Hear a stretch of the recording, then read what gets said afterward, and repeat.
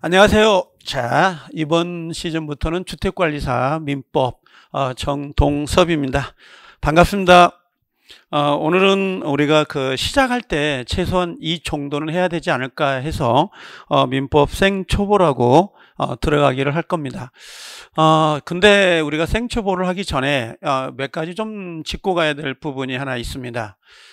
우리가 28회 기출이 지금 끝나고 지금 제 손에도 문제가 있긴 합니다만 전체적으로는 작년하고 좀 평이하게 문제가 배정이 됐어요. 좀 어려운 부분은 좀 어려웠고 그 다음에 약간 또 아리까리하고 헷갈리는 부분도 좀 몇 가지 있었습니다. 그래서 먼저 우리가 생초보에 들어가기 전에 28회 거 민법을 어느 정도 좀 정리하고 들어가는 게 낫지 않을까 생각을 해서 그걸 좀 정리할게요. 우리가 보통 생초보 할 때는 민법 총칙, 그 다음에 물권, 그 다음에 채권 순서로 쭉 정리가 되는데 제가 준비한 것은 그래도 실질적인 뭔가 도움이 되는 쪽으로 가자라는 것 때문에 전체적으로는 용어 정리 쪽에다가 좀 치중을 좀 뒀습니다. 최소한 우리가 민법을 공부할 때 이 정도까지는 용어가 좀 되어 있으면 우리가 지문을 읽을 때 상당히 편안감을 갖거든요. 그래서 그 용어 정리를 먼저 정리하고 들어가려고 하는데, 자, 먼저 우리가 요거 들어가기 전에 우리가 요거 하나 정도는 정리하자고요. 29회 시험 전략이라고 생각을 하시면 됩니다. 실제는 우리가 바깥에서 우리가 기출문제를 분석해 보면 거의 대부분 선생님들이나 또 합격하신 분들은 왜 이렇게 쉽지 이렇게 이야기를 하거든요. 근데 막상 시험장에 들어가서 문제를 접해 보면 상당히 생각지도 못하게 당황하는 문제들이 간혹가다 있어요. 그래서 하나의 문제가 막히면 그 뒤에 있는 문제들이 상당히 좀 어려워지는, 잘 안 보여지는 현상들이 나타나거든요. 그래서 바깥에서 볼 때하고 시험장에서 수험생 시각으로 볼 때는 엄청난 차이를 갖고 있습니다. 그래서 실제는 시험장에 들어가서 시험을 붙이다 보면 상당히 난이성이 높다 그런 생각이 들 때가 있고, 나와서 보면 좀 쉽다 그런 느낌을 가질 수도 있는 것들이 보통 시험이거든요. 근데 29회 때 우리가 시험 전략을 좀 짜보자라고 하는 건데, 이게 주택관리사가 됐든 실제 민법이 들어가는 주택관리사, 그다음 감정평가사 또는 중개사 등이 상당히 많잖아요. 근데 이게 보면 한 해 한 해마다 요게 한 해 한 해 갈 때마다 상당히 난이성들이 높아지는 경향들을 갖고 있는 게 시험이에요. 특히 민법은 더더욱 그래요. 그 이유가 뭐냐면 예전에는 우리가 일반적으로 학부가 있었거든요. 그래서 문제를 출제를 좀 의뢰하면 법대 교수님들이 문제를 냈었는데, 지금은 노스쿨 되다 보니까 학부에는 법학이라는 게 없고 대학원 쪽으로 가 있다 보니까 문제를 의뢰하면 그 교수님들이 문제를 출제를 하다 보니까 아무래도 난이성이 가면 갈수록 높아지는 것 같아요. 지금 우리가 보고 있는 주택관리사 시험도 똑같아요. 그래서 요 주택관리사라든지 그 다음에 감정평가사, 요 변리사, 노무사들이 전부 다 지문들이 하나하나 전부 다 높아지고 또 서로 간에 교류가 이루어지는 것 같아요. 예를 들면 감정평가사에 기출됐던 지문들이 또 민법, 우리 주택사 민법으로 들어오는 경우도 있고, 주택관리사 민법이 중개사 쪽으로 넘어가는 민법 지문이 되는 경우도 상당히 많습니다. 그래서 수험생활을 하실 때, 즉 단기에 시험에 합격하는 방법은 일단 기출 문제들을 잘 분석할 수 있어야 되는 건 분명한 것 같아요. 그래서 그 위주로 해가지고 지문들을 잘 준비를 하셔야 되는데, 보통 29회를 준비하는 입장에서는 좀 철저하게 강의를 좀 해야 되겠다 그 생각은 좀 들긴 하더라고요. 제가 지금 손에 들어와 있는 올해 28회 거 기출문제를 분석을 하다 보니까 그런 결론이 좀 나오더라고요. 이 민법은 아마 시험장에 들어가서 보시면 알 수 있습니다만 이게 시대의 변화에 따라서 약간 이렇게 변해가는 괴물 같아요. 그러니까 예를 들면 25회 때 주택사 문제하고 그 다음에 28회 우리가 문제하고 분석을 해보면 확실히 진화가 됐다 그 생각이 들긴 해요. 또 시대 흐름에 따라서 문제 난이성들이 점점 높아지다 보니까 당연히 강의를 준비할 때도 그 부분에 좀 포인트를 둬서 준비해야 되는 부분도 분명히 있는 것 같습니다. 애들 문제들은요, 단순히 암기만 하면 됐거든요. 암기하면 문제가 나오고 그랬었는데, 지금은 암기를 한다고 해서 그 암기한 내용이 글자와, 즉 문장을 연결하는 포인트를 잡는 게 쉽지는 않아요. 그래서 기본적으로는 뒤에 배경이라는 게 있잖아요. 배경이 있고 그 배경을 바탕으로 암기가 되어야 돼요. 보통 우리가 강의하신 분들은 암기하고 이해가 다르다고 생각을 하거든요. 안 그래요. 암기와 이해는 같은 거거든요. 그래서 될 수 있으면 암기가 된다는 건 이해가 되는 건데, 이해를 먼저 하고 암기를 할 거냐, 암기를 하고 이해를 할 거냐, 이건 선택의 문제예요. 그래서 이해가 됐다는 것은 암기가 됐다는 말이고, 암기가 됐다는 것은 어느 정도 그 문장이 이해가 됐다는 것과 같은 거예요. 그래서 이 암기와 이해, 요게 되려면 먼저 기본적인 배경이 있어야 돼요. 그래서 제가 수업을 해 나가면서 이런 부분들은 좀 정리를 해야 되겠다라고 생각을 해요. 그래서 중개사도 그렇고 주택사도 그렇다라는 생각이 들긴 합니다. 자, 28회 건데 이게 지금 25년도 6월 28일자에 있었던 거예요. 따끈따끈한 겁니다. 그래서 올해 출제된 부분을 좀 약간 분석을 해보면, 지금 24회부터 25, 26, 27, 28까지 나왔는데, 제가 이 5년치의 기출문제 정도, 5년이면 이게 40문제씩이니까 보통 5, 4, 20 이렇게 되죠. 그래서 그 200개 정도의 문제를 분석하면 다음 연도에 29회의 문제를 예상하지 않을까, 그 생각이 들더라고요. 그래서 조만간 나올 겁니다만, 기출문제 특강을 할 때 그 전체적인 200제 문제를 제가 풀 계획을 갖고 있어요. 그래서 그 정도면 아마 어떤 문제가 나와도 95% 이상은 맞히지 않겠냐, 그 생각은 들더라고요. 지금 민법 총칙 분야인데요. 민법 총칙에서 가만히 분석을 해보면 가장 중요한 부분들이 몇 가지가 있어요. 그게 공통점이 뭐냐면, 여러분들이 민법 총칙은 총 몇 문제가 배정이 되냐면 24문제가 배정이 돼요. 40문제에서 24문제가 배정이 되는데, 그 24문제를 어느 쪽에다가 줄 거냐, 결국은 그 출제 빈도수가 많은 쪽에다가 우리가 포커스를 찾아야 되거든요. 분석을 좀 해봤어요. 그래서 28회 때까지 분석을 해보니까 지금 통칙 부분이라고 하는 게 있는데, 요게 14개가 나왔는데요. 이 14개는 가장 기본이 뭐냐면 법원이에요. 법원. 법의 존재 형식이거든요. 지금 내가 사람인데, 사람은 우리 보통 결혼할 때게 장인 장모님이 저 입장에서는 될 때게 어느 정씨야, 어디 뭐 정씨야, 뭐 형제가 몇 명이 돼, 가족들은 어떻게 돼, 이렇게 물어보잖아요. 즉 민법도 존재의 이유가 있어요. 어떤 형태로 존재하고 있습니까? 이렇게 물어보는 게 법원이거든요. 그 법원 쪽에 하고, 이게 법원이에요. 법원, 민법의 존재 형식하고 그 다음에 민법의 가장 대원칙이 있습니다. 그 대원칙이 신의 성실이거든요. 신의 성실 부분인데, 이 부분에다가 포커스를 맞춰요. 그래서 14문제 정도가 5년 동안 배정이 됐습니다. 상당히 중요한 부분을 차지하고요. 그 다음에 자연인인데, 이 자연인 쪽에서 16문제가 배정이 됐는데, 대체적으로는 미성년자 쪽에 문제를 보통 많이 배정을 해요. 그래서 우리가 제한 능력자 중에서 미성년자다, 미성년자는 꼭 들어간다라고 생각하고 포커스를 맞춰야 된다 생각이 되고요. 법인은 19문제가 나오는데요. 제가 봤을 땐 법인은 무조건 해야 됩니다. 이 법인 파트는 우리 민법 총칙에서는 뭐 빼놓을 수는 없죠. 근데 법인이 양이 좀 많아요. 가장 많습니다. 뭐 저는 그 두 문자를 따가지고 설능기, 정해청 이렇게 외우거든요. 그래서 설립, 능력, 기관 이렇게 쭉 외우는데, 이 중에서 능력이 좀 중요해요. 불법행위 능력 제35조가 상당히 중요한 부분을 차지할 거고요. 그 다음에 기관 중에서 법인의 이사가 있거든요. 이 두 개를 놓치면 안 돼요. 35조 불법행위하고 기관 중에 이사, 이사가 상당히 문장을 많이 차지합니다. 그래서 지금 제 마음속에는 일단 불법행위 능력하고 그다음에 이사 요 정도에다가 본 수업에 들어가면 포커스를 맞춰서 웬만하면 안 틀리게 하려고 합니다. 1년에 4문제가 배정이 되기 때문에 상당히 중요하죠.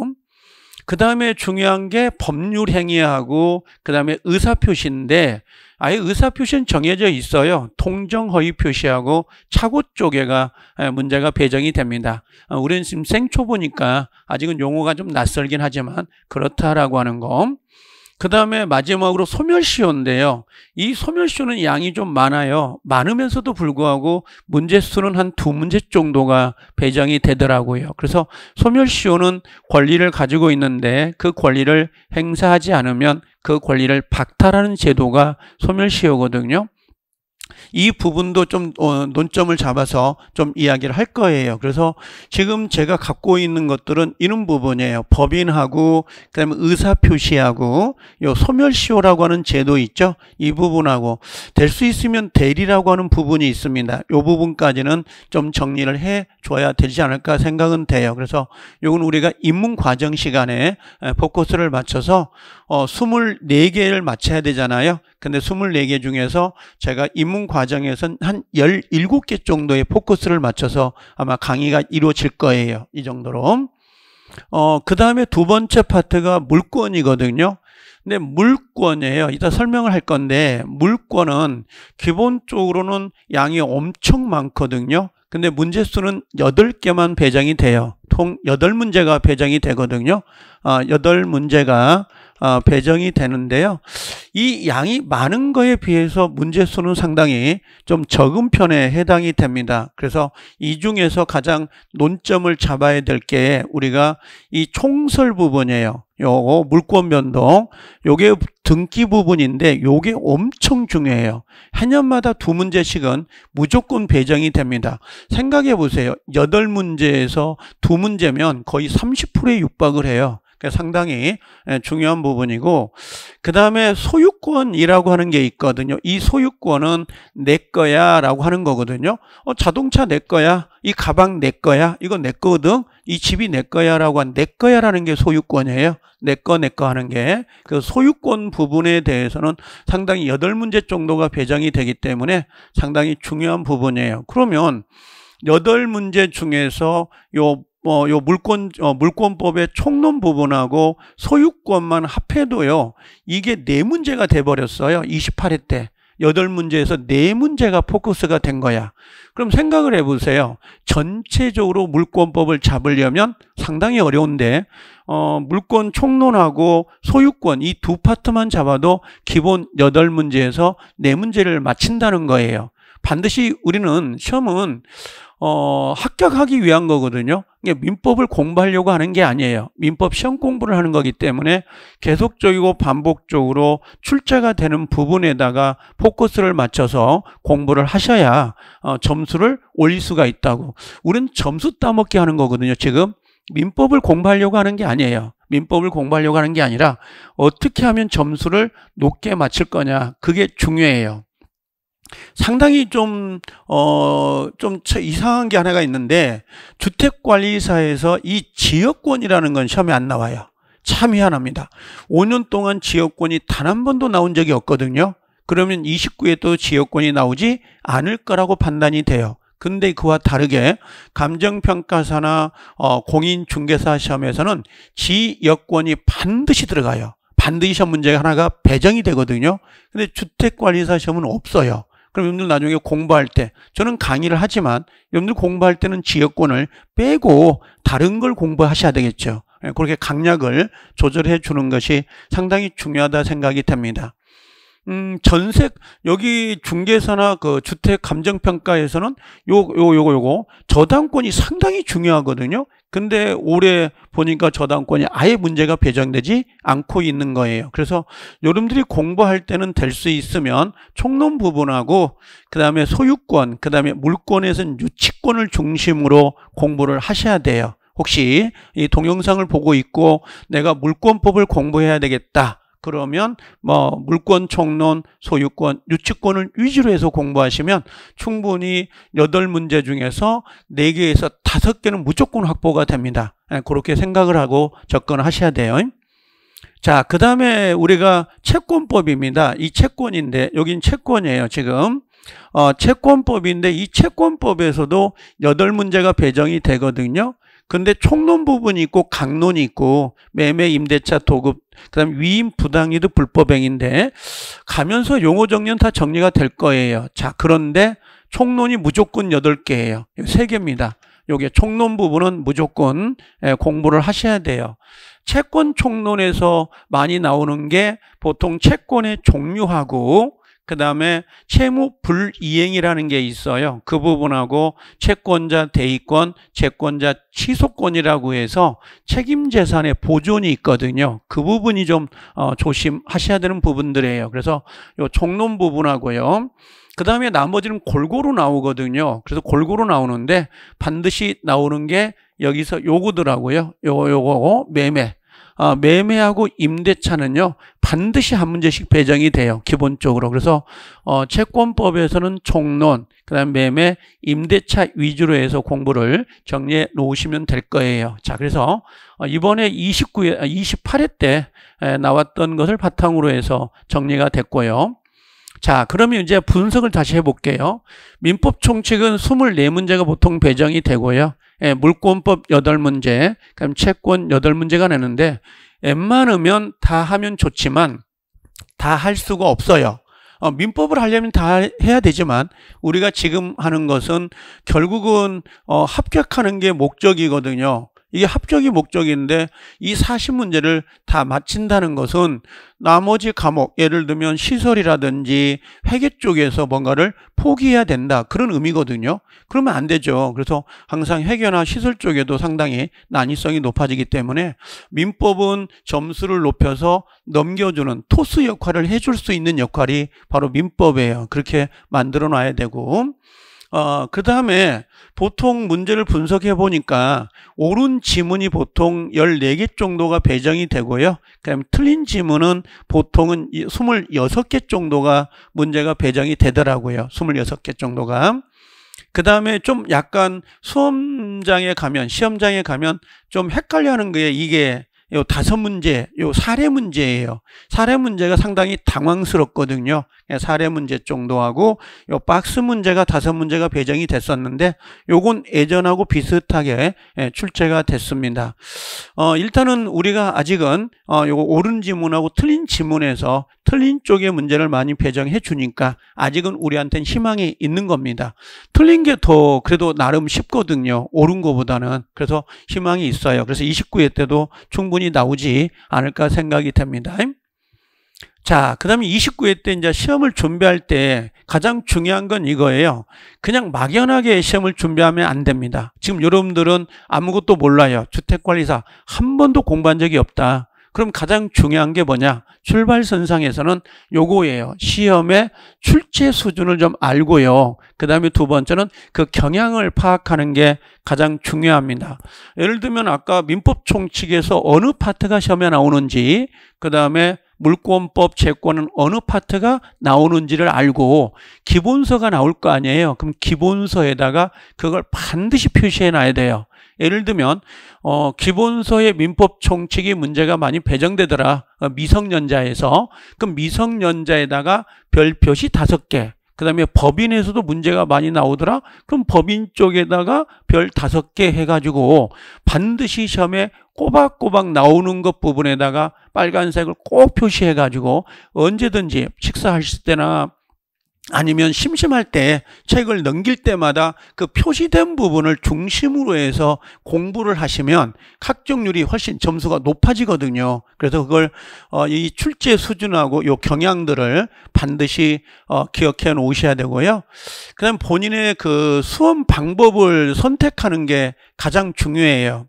그냥 막연하게 공부하는 것보다는요, 하루에 어느 정도의 시간을 확보할 거냐. 내가 직장 생활을 하면서 또 아니면 주부로서 또 아니면 애들을 케어하면서 어느 정도 시간을 확보할 수 있을까? 그건 자기만이 알 수 있거든요. 나는 하루에 3시간이 확보돼, 4시간이 확보돼. 그 시간 타임은 중요하지 않아요. 어느 정도까지 집중해서 볼 수 있겠냐? 그게 가장 중요한 것 같고, 그 다음에 학습 장소, 그 다음에 가장 중요한 건 요거예요.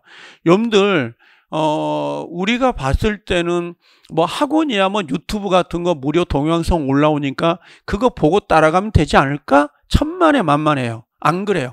학원 선생하고 그다음에 학원하고 이 강사님들을 선택하는 게 어마어마하게 중요해요. 여러분들 유명한 맛집에 가보면 보통 그래요. 어떤 사람들은 나 이 음식 맛있는 것 같아 이렇게 이야기하거든요. 근데 어떤 사람은 맛이 없어. 그게 왜 그럴 것 같아? 입맛이에요. 입맛. 그 사람의 맞는 스타일이 있거든요. 그래서 그 공부 스타일에 맞춰서 나가는 게 가장 중요해. 그 선택이 아주 중요합니다. 왜 그러냐면 1년간 같이 호흡을 하고 같이 발 맞춰 나가야 되는데 약간 삐뚤어가면 이게 자기 수험생의 1년이 날아갈 수 있거든요. 그래서 반드시 요 학원 강의하고 그 다음에 강사를 선택하는 게 이게 1순위예요. 이게 1순위고 요게 잘 되어 있으면 그 다음에 학습 시간이 중요합니다. 몇 시간 정도를 확보할 거냐, 그게 중요한 것 같아요. 그 다음에 세 번째가 장소겠죠. 뭐 장소는 어차피 뭐 스카를 가든 집에서 하든 그건 어쩔 수 없이 상황에 대처할 수밖에 없는 건데 가장 중요한 건 학원 강의하고 강사. 두 번째 2순위가 요 시간 확보예요. 기본적으로 시간이 확보되어 있지 않으면 상당히 아무리 열심히 한다 하더라도 좀 위험스럽거든요. 그래서 시간 확보도 충분히 기억해 놓으셔야 됩니다. 그 다음에 두 번째로는 이 전문 학원하고요. 그 다음에 강사의 강의를 적절하게 활용하는 게 중요해요. 기존에 내가 법대를 나와가지고 법을 전공했습니다. 그럼 아무래도 편해요. 기본서를 읽는 게 편하거든요. 근데 주택관리사 시험은 분명히 처음 공부한단 말이에요. 그럼 민법을 공부했던 사람이라고 해서 접근하기는 편한데 주택관리사라는 특성이 다 달라요. 제가 지금 강의를 여러 개를 해보거든요. 변리사 쪽에서도 강의해보고 중개사도 강의를 해봐요. 행정사도 해봅니다. 근데 이 문제마다 기출문제를 보면 다 포커스가 달라요. 변리사 쪽의 포커스, 중개사 쪽의 포커스, 감정평가사의 포커스, 하물며 주택관리사도 분명히 포커스가 반드시 다릅니다. 그럼 그 포커스에 맞춰서 나가서 학습을 해 나가야지 나는 예전에 법을 전공했으니까 접근하기 쉬워. 그렇게 판단하고 접근하면 나중에 실패를 볼 확률이 높거든요. 그래서 웬만하면 학원하고 강사를 이용해서 적절히 활용해 가지고 될 수 있으면 학습을 해 나가는 게 가장 중요하다라고 생각을 해요. 앞으로 저는 수업을 입문과정이 끝나면 기본서를 가지고 할 거고요. 그 다음에 요약집, 그 다음에 이 기출문제, 그 다음에 마지막으로 예상문제까지 쭉 이렇게 연결해서 하나로 이루어질 거예요. 아무리 기본이 잘 돼 있다 하더라도 기출문제를 분석하지 않으면 문제가 생기고요. 기출이 돼 있다 하더라도 기본적으로 예상문제를 풀어보지 않으면 이렇게 새로 들어온 신판례들을 접근하기가 좀 어려울 수 있다고요. 민법은 판례도 중요하거든요. 그런 부분들. 그 다음에 세 번째로는 반드시 실력을 확인해야 돼요. 앞으로 모의고사 같은 게 이루어질 거거든요. 그럼 반드시 학원에 나오셔가지고 모의고사 같은 걸 체크해가지고 자기가 약한 부분들을 파악하는 것도 중요한 부분이에요. 취약 과목 같은 것들. 그리고 또 고득점을 올릴 수 있는 것. 왜? 고득점을 올려서 그 점수를 취약 과목으로 넘겨줘야 돼요. 이 역할을 해야 되거든요. 그때 고득 과목이 저는 민법이면 좋겠다라는 생각은 들어요. 민법의 점수를 높여서 취약 과목으로 넘겨주는 거, 이런 것들이 반드시 필요하고요. 실력을 쌓으려면 반드시 기출문제를 풀어보는 게 좋은데 기출문제도 단원별이 나와 있어요. 단원별 기출문제가 있고요. 그 다음에 또 하나가 회차별 기출문제가 있어요. 회차별이라고 해요. 그러면 단원별 기출문제라는 건 뭐냐면 책 순서대로, 기본서 순서대로 기출문제를 쭉 배열한 것들을 의미하는 거고요. 회차별이라는 것은 28회 거 회차, 그 다음에 27회 거 회차, 요 회차별로 가는 거거든요. 저는 개인적으로는 회차별보다는 단원별 기출문제를 푸는 걸 적극적 추천을 해요. 그 이유가 회차별은 40문제를 민총부터 해가지고 채권법까지 쭉 나열하거든요. 근데 단원별은 법인 파트가 쭉 나와요. 5년 동안 나왔던 법인 파트가 쭉 반복되거든요. 그럼 반복되는 지문들이 눈에 보이거든요. 그래서 반복되는 걸 캐치하는 거야. 찾아가지고 이 문제가 이번에도 나오겠구나. 이렇게 예상할 수가 있는데 회차별은 그 예상을 못해요.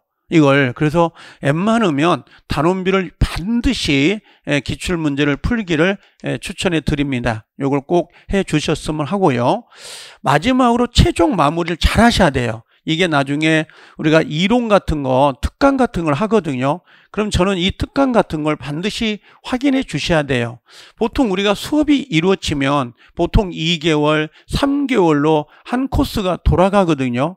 그러면 1개월에 했던 내용이 2개월 지나면 잊어먹어요. 근데 이 특강이라는 거, 이론 특강은 하루를 잡아가지고 하루를 처음부터 끝터리까지 다이렉트로 넘어가거든요. 그러면 하루 동안 전체적인 윤곽을 파악할 수가 있다고. 그런 특강들을 잘 활용하면 마무리할 때 상당히 좋은 점이 있습니다. 그건 분명히 있는 것 같아요. 실력이 쌓아 올라가는 것들이. 그리고 반드시 우리가 시험을 보잖아요. 6월 말이 받던 7월 1일이 됐든 간에 보통 6월 마지막 주 토요일 날 시험을 보긴 하지만 그 마무리할 때에 만약에 6월 28일 날, 25일 날 시험을 본다. 예를 들면 토요일 날. 그럼 이 일주일이 있어요. 그 일주일 동안 민법을 반드시 일회독할 수 있는 요약집이 반드시 준비되어 있어야 돼요. 그 요약집을 1시간이든 2시간이든 전체를 볼 수 있는 그 내용이 미리 정리가 돼 있어야 되는데 그게 제가 봤을 때는 2달 전에 이미 만들어져야 돼요. 그래서 4달 정도, 4월 정도에서는 반드시 요약되어 있는 걸 하나를 선택해서 계속적으로 반복을 해가지고 시험 보기 직전에 일회독을 하고 들어갈 수 있도록 하는 거. 이 역할은 제가 봤을 때는 선생님의 역할이 가장 중요하다고 봐요. 아마 걱정하지 말고 오시면 아마 그 요약집은 그대로 만들어질 거예요. 저를 따라오신다면. 자, 당부하고 싶은 건 이겁니다. 다른 건 없어요. 합격하고 싶잖아요. 합격하고 싶죠. 그럼 어떻게 해요? 저와 여러분들이 같이 만들어가는 작품이에요. 이 합격이라는 건 학생들이 잘해서도 되는 거지만 실제는 강사의 입장에서, 선생님 입장에서도 같이 호흡을 맞춰 나가야 되거든요. 그게 반드시 필요해요. 그래서 제가 이 방향을 반드시 향해서 제시해서 리더를 해 나갈 테니까 따라오시면 될 것 같긴 해요. 그리고 열심히 하는 것도 좋은데 될 수 있으면 공부를 즐기는 사람으로 하세요. 재밌어. 민법 재밌는 것 같아. 할만해. 그런 생각을 가지고 따라오신다면 못할 것도 없습니다. 충분히 합격하니까 걱정하지 마시고 오시면 돼요. 처음 하신 분들한테 제가 부탁을 드리는 건데 이제 들어갈 건데 용어 정리를 잘 하셔야 될 것 같고요. 하나는 요것만 좀 가입해 주세요. 밴드, 네이버 밴드입니다.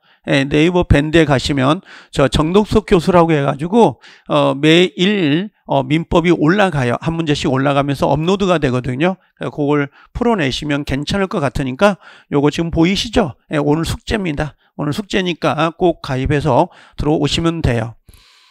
저는 지금 해커스 주택관리사 정동섭입니다. 거기에 오셔가지고 들으시면 됩니다. 아셨죠? 자, 이렇게 한번 민법 공부하는 거, 그 다음에 28회 때 분석을 했던 거 한번 정리했으니까 요걸 좀 참조하시면 되고요. 다음 시간부터는 우리가 요걸 좀 정리하게 해요. 민법에서 기본적으로 알아야 될 용어들이 있어요.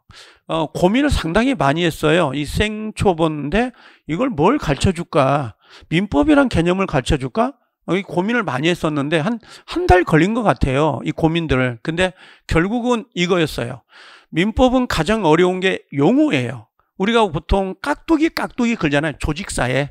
자기들끼리도 쓰는 단어가 있거든요. 전문 용어가. 그렇죠? 그러면 민법이라는 것도 당연히 전문 용어가 분명히 있을 거예요. 그 전문 용어를 좀 이해하는 게 그러면 책을 읽을 때도 좀 편하지 않을까? 그래서 그 용어 정리 몇 가지 정도를 정리해 나가려고 해서 준비를 했으니까 다음 시간에 요걸 하나 해 나갈게요. 아셨죠? 자, 이번 시간 여기까지 하고요. 바로 제가 두 번째 시간에 용어 정리해 나가면서 하나씩 설명해 나가겠습니다. 자, 수고하셨습니다.